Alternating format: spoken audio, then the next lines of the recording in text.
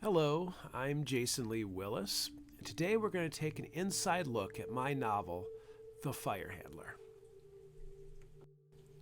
From the opening prologue all the way to the final book in the series, the willow tree will play a significant part in the story. So let's read a chapter that features the willow. Under the willow.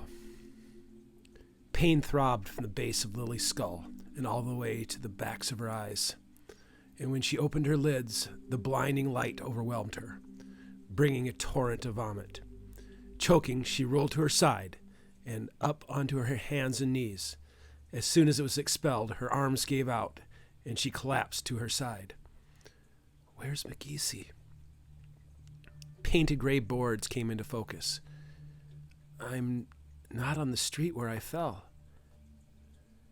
She turned her head slightly, peering through her eyelashes until she realized the object was a white railing. Her numb arms moved, revealing she was covered in blankets. What have I done? She surrendered to the pain for a few minutes, closing her eyes and taking deep breaths. The silence of her surroundings told her she was nowhere near Split Rock. Finally, she forced her eyelids open again.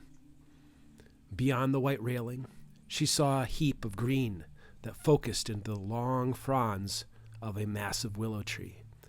Surrounding it, a manicured lawn stretched out between short brick walls. Past the tree, the tops of the homes of St. John could be seen. I'm at the convent. Her heart jumped for a moment when a figure in a black slouch hat stepped out from behind the willow tree, but only to lift the curtain of fronds. Like her father, he wore denim, and his hair pulled back into a ponytail. His frame was even similar, but he was half of her father's age, with scaled boots and tattered pants. Once he lifted the curtain of fronds, Lily could see an old Zaganash sitting in the metal chair. The younger man closed the curtains of foliage, and both figures disappeared. Am I hallucinating?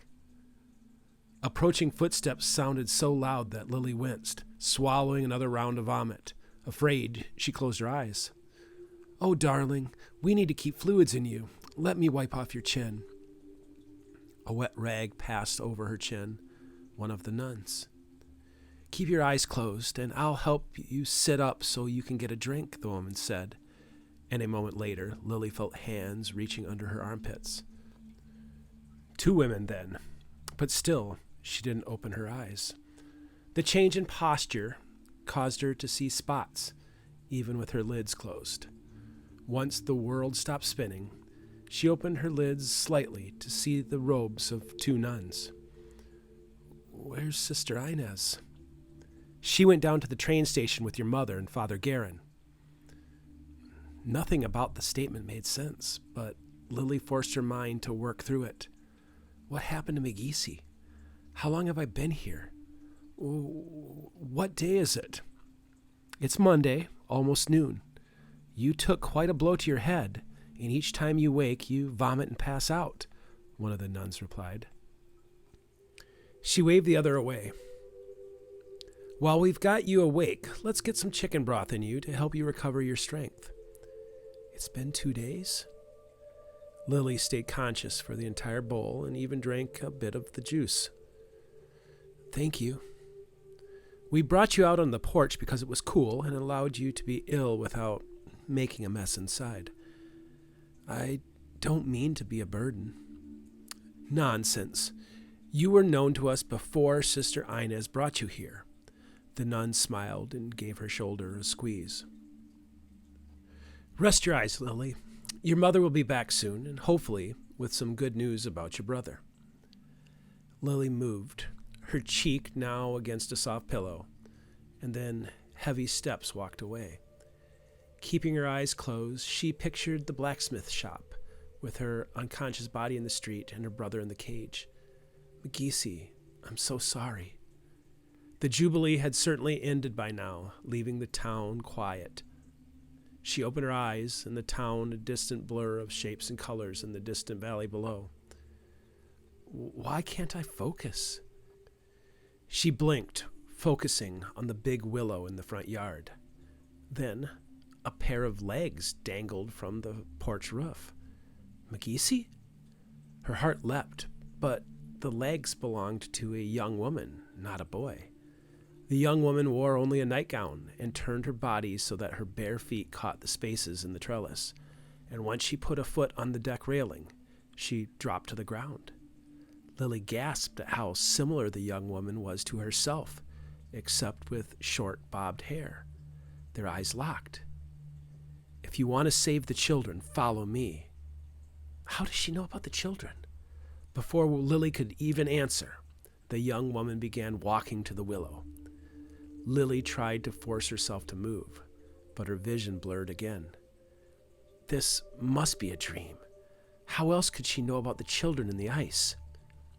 The details of the big willow came back into focus.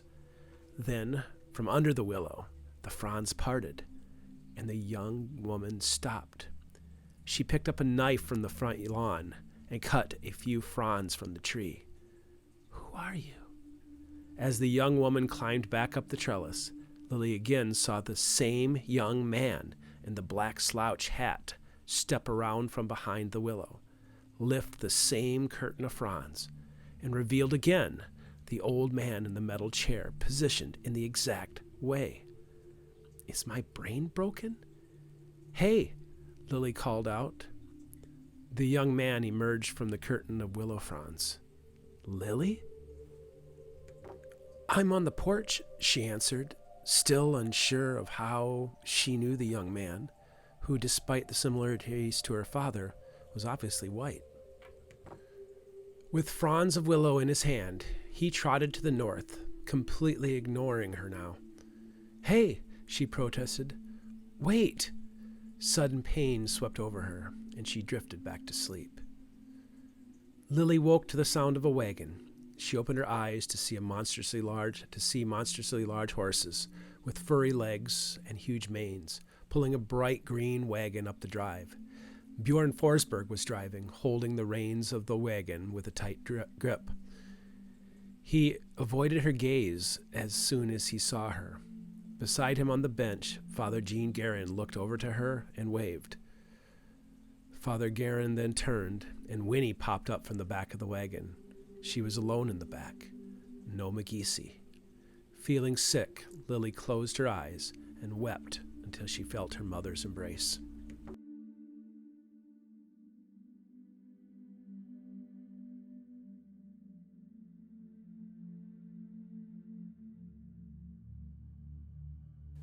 The willow tree is a wonder unto itself, for beyond its unique appearance, it is a tree that could almost be considered immortal. When the old trunk begins to rot, it sends off shoots, perfect DNA copies that take root several yards away, transferring the life of the tree to a new location without ever having to experience death. Its bark also contains the chemical used in aspirin. But for my purposes, I featured the willow because its branches are used to make authentic dream catchers and is also used in several other ways in ceremony and ritual. In the make-believe world of Hiawatha County, I try to find connection between cultures, and the Norse certainly have some great tree mythology. Their world tree connects the 9 realms, and its 3 roots sink into the oldest parts of the earth. According to tradition, the Norse god Odin gave up his eye for an opportunity to see into the future. Why would he do that? The Norse believed that the world was trapped in a cycle of destruction, with the world coming to an end in ice and fire. To break this cycle, Odin sacrificed himself upon the world tree, so that his spirit could search for the secret knowledge. When he returned from death, Odin had his answers from the secret language known as runes. My Christian characters, like Lily Weber, had a different sacrificial deity. But the Bible also describes a fascinating tree, the tree of life. It can be found in the beginning, located in the Garden of Eden, yet it also makes an appearance in the Book of Revelation after Armageddon. So the idea of an immortal tree is something I cherish. So as you journey into the Dreamcatcher Chronicles, pay close attention to those willow trees and the secrets hiding deep in its roots.